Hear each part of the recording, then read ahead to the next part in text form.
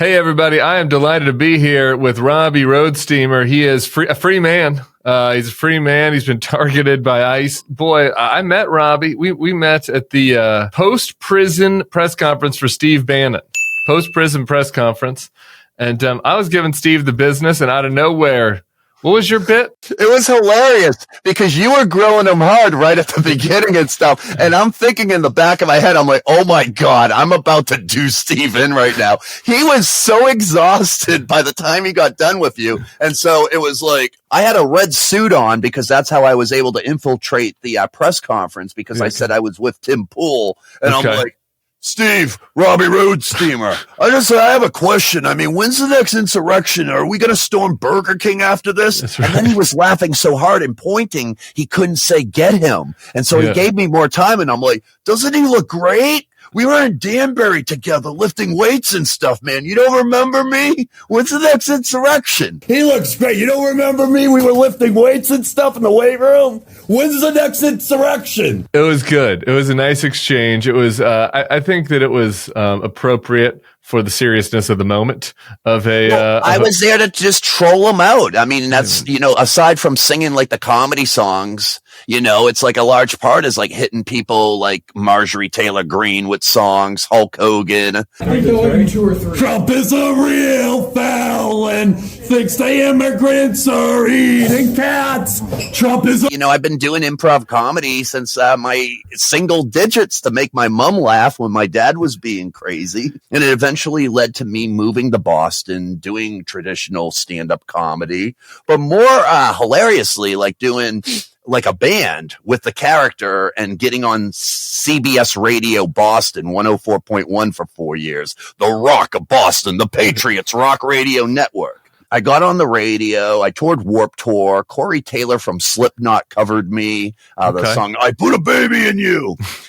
Finally, I started smoking and I started blazing and tripping by the age of 30. And I wanted to just do something more political or meaningful with the art. So I started hitting political events. I shadowed a really incredible gentleman named Vermin Supreme who runs for president with a boot on his head. Yeah, I know about Vermin. I shadow and absorb everything. I didn't know what a protest was like. I went to the DNC with him in 2012 in Charlotte. I was getting ready for war. And then all of a sudden he gets out there, CNN's out there, MSNBC, Vice, and everybody's in his pocket. He's like, how's everybody doing? Vermin Supreme's here. Going up to the police. All the police are smiling like, Officer Williams, Officer Perez. Yeah. Everybody's getting a free pony. And I was just like, oh my God. I shadowed him for about 12 years and stuff. And it was like, I do all the tours, but I did them as me. And it would just be like, hi, everybody. My name's Rob Patillo. I'm here with Vermin. And it's like, gonna work at Best Buy and snort Adderall. Hey, hot dogs and applesauce. And like, I became his music minstrel. But all the while I had this character in the tank from yesteryear. And then 2 years ago, it was almost like Star Wars. I wasn't in the mood to be Rob Patillo anymore. All right, so Roadsteamer emerges. Fast forward to yesterday, and you're outside an ICE facility in Portland, singing a version of "Do You Think I'm Sexy" by Rod Stewart. Hell yeah! If you hate brown people and you are a Nazi. If you hate brown people and you're a Nazi, I guess you gotta do it in melody, like you hate brown people. And you are a Nazi. Get the fuck out of Portland. Get the fuck out of Portland. Like, I'm going to put up the full version. I've just been going like, 180 miles an hour and I edit my own stuff. Yeah. But it's like I do the whole thing to them. I'm on the ground like, if you hate brown people and you are a Nazi. Like the whisper part Rod does at the end. And so then you're doing it, you're with the guys in the costumes, the furries and stuff. People are dancing around. The ICE guys are up on the roof. Some of them are laughing at you. Some of them are pissed. And then one of them tries to pelt you with a pepper bullet. Let's just look at that really quick. What's the name of the wig? You Mr. Shit Clown, the one that Trump flew with Epstein. Yeah. All right. What happened there? You have the sequence perfect. I mean, it's absolutely like I get to Portland. there's tents, there's people being fed, there's performance artists in the streets. Like, it's a really fun scene to a certain degree. And yeah, they will show the late night escapades when everything escalates or whatnot. But I mean, I just found like so much family and so much love there. And so I go out there, and you nailed it. I'm doing the Rod Stewart, and I'm dancing and stuff, and I do the full version, and I'm making fun of them left and right, the ice snipers and stuff, like, oh, there they are with their super soakers up there and stuff, glorified mall cops. They're getting pissed. They're getting pissed. There's no question. And you see the video today. They're teeing off on me with the pepper balls. Yeah. Like, you can see on my Instagram, whatnot and stuff. Like, you can see the dust. It looks like Rambo. And it's like the Doors Touch Me is kicking in. It's like, come on. What's the name of that plane? The one that Trump flew with Jeffrey Epstein. Yeah. And it's so absurd. So when they realized that wasn't working, everybody's coughing around me. You see it in the video. I'm like Robert Duvall in Apocalypse Now. I love the taste of pepper balls in the morning. And you got a giraffe on? Is that a giraffe there? A little giraffe? I had the. You know what? My thinking was, mate, that I wear the giraffe outfit, because they already had green up there, the Portland frog. Yeah, the frog. And I don't want to wear the same dress to the prom to a certain degree. Yeah. Even though when I got up there, a lot of them disclosed, like, you're our big, like, inspiration for this, because I've been wearing the onesies for a couple of years now at the protests. And like half of them were like, we've been waiting for you. And that's why I brought that energy there. I was like, oh my God, this is like my family. They all were aware of my antics. They couldn't get their message across with the pepper balls. I sat on the sidelines. My face was burning. My eyes were puffy. I had to get saline solution from the camps, and I felt like a wrestler. And what I do, I consider judo. I'm just reversing the energies of MAGA back onto them and stuff. Okay. So I broke them. You could see the guys on the top of the roof. They're very just completely frustrated and everything. And they send out the guys, and you see the video and stuff. And they grab me, and they pull me into the detention center. Demolition! Leave him alone. What are you doing? He's talking? What? He's just talking. What do you mean by pull you into the detention center? Like, do they cuff you? Yeah. They use the metal handcuffs. They pull me in. You can see on the video when it extends and stuff that they pull me deep inside the gates. They shut the gates. They bring me into a holding tank. But there's like 20 of them in there, and they're all messing with me. Like, they're all just there. 20 of them being like 20 agents. Yeah, 20 of various, like 20 agents, officers, people of various army fatigues and normal clothing and stuff. And good use of our money, really. 20. I mean, getting 20 people to grab you and manhandle you in that giraffe costume. A lot of free time for a lot of people for a giraffe doing hit songs. But they sit me down. They take everything off of me, the amps, which I was grateful for because it was covered with that arsenic pepper spray and stuff, or the shots. And they're messing with me. One of them is articulate while the other ones are making fun of me. Like, you do this for a living? And I'm like, yeah. And they're like, you're not even from the area. You flew in for this. And I'm like, most of you aren't from the area. It turned into like Dark Knight, what was it, Heath Ledger's character? Like, well, most of you aren't from the area either. Am I right? And they were, yeah, actually. And finally, one of their cops came up, or DHS agents, and was just like, yeah, we're going to get you on trespassing for federal property. Somebody gave me 2 joints that morning, and I had them on me. Okay. And I was like, and then they pulled out the joints, and they're like, we're also going to get you for having marijuana on a federal site. And I'm like, you guys pulled me onto a federal site, and I'm in character, mind you. So it's like the whole time. I believe in Oregon that you're allowed to carry joints on the street.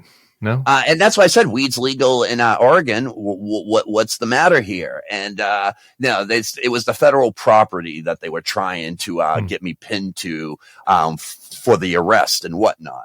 It's not working on me. It's like I'm being my own paralegal and lawyer and just talking sense. Like, I don't think any of this is going to hold me, so what are we doing here? And, basically after like 20 minutes, I'm cracking them up and stuff. I'm like, so what are we, I have to what are we doing? We're going to get the lime. We're going to get the hoses. We're going to go suck it knuckle deep. And some of them start cracking up. Yeah. Quite a few of them knew me, and they're like, "Oh my God, weren't you supposed to be an alligator today or something?" And so I start like talking to them. Yeah, I'm Gary the Guantanamo Gator. I do the YMCA song, like Trump was on the Jeffrey Epstein plane, and they're cracking up. They're trying not to show their faces to like the head bad cop that day or whatnot. After 20 minutes, this really cool black dude is like standing next to me taking my information. He's like, all right, you've been actually on real good behavior and everything. So I'm just going to take these cuffs off and we're going to lead you out there. And I'm like, and, you know, I'm still in character a little bit and stuff. And I'm like, well, can I go out there and like you guys just lead me through the back, bring me to the airport and have everybody think I'm like trapped in there? Like, what the hell's happening to Robby? Jumper cables on the nuts? And like, what are they doing to him? You know, I'd rather be like a martyr. So these people, the frogs and the unicorns and the hippos are inspired out there. Yeah, right. It's like a really cosplay Lord of the Rings scene and stuff. And no, they were like, no, we're going to escort you back out. And so I go through the front gates and stuff, and it turns into like Fast Times at Ridgemont High. They gave me back the joint. So I went over to this like a little train stop with graffiti over there with like the Portland frog, the hippo, and the unicorn. And we start smoking. And you know what the funniest thing is that when that started happening, the protest stopped in front of the gates. There was only like one unicorn. And now everybody's listening to music. We're having vegan mac and cheese. Somebody had cornbread, Domino's pizza. And it just turns into a party. Yeah. And so what do they charge you with in the end? It's like a CVS receipt. It's a citation, and it's basically failure to comply with the directions of a law enforcement officer. And what was their direction? They wanted you to stop singing? What was their direction? No, stop crossing the blue line. Oh, the which blue line. On video, because I brought my own shooters too, you know, and my camera crews were a lot closer. It's like football. I was clearly in bounds, both feet in bounds. I was making a football motion, and I'm like, you guys got nothing on me. I'm from New England. We have 6 rings. Don't tell me how to play this game. And then the cops, because a lot of them are either Klan members or jocks, just start laughing their asses off. I'm like, I'm making a football motion when I'm doing that with the amplifier. I'm not going over the line, dude. So, like, what are we doing here, man? And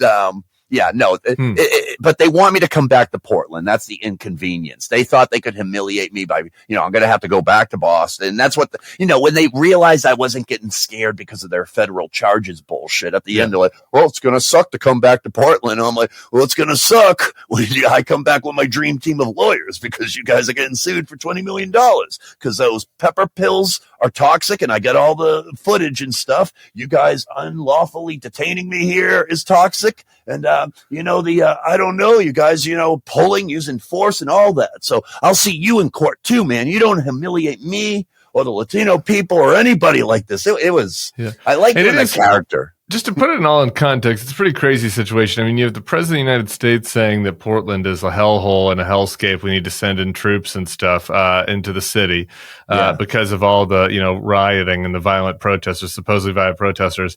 And then you're there in a giraffe costume. You're with like a hippo and a unicorn and a frog.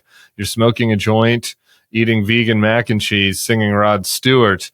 And they decided that was so scary that they had to shoot pepper bullets at you and pepper balls at you and detain you. It's a pretty strange state of affairs. Yeah, as Rick James would say, it's a pretty freaky scene in there. Ow. I mean, it was ridiculous, but you can't fight absurdity with valor. That's what they want you to become, a debater and get into the mud with them. And they're not trying to win the arguments. They just want you to lose face and get emotional again so they can say their absurd stuff. It's shit. It's basically that. When you understand that and you're debating MAG or you're debating these absolute characters, you don't have to be that invested. Just treat it like WWE wrestling in that regard and just get more absurder sometimes. All right, brother. Well, I agree with you on the strategy. I appreciate the bringing the fucking humor. The WWE analysis is exactly right. I do think, and I'm glad you're okay, and I'm glad it was only 20 minutes. You're able to be in character and get those guys to laugh. But it is fucking absurd that in the country somebody can't stand outside, sing a Rod Stewart cover, put on a giraffe costume and not get shot at with pepper balls. I mean, it feels like in a free country in America, you should be able to do that. And so, that's where I'm at. Keep in touch with us from the road. All right, brother? Oh, absolutely. All you folks are great out there. God bless and enjoy the rest of your evening, folks. Later, homie.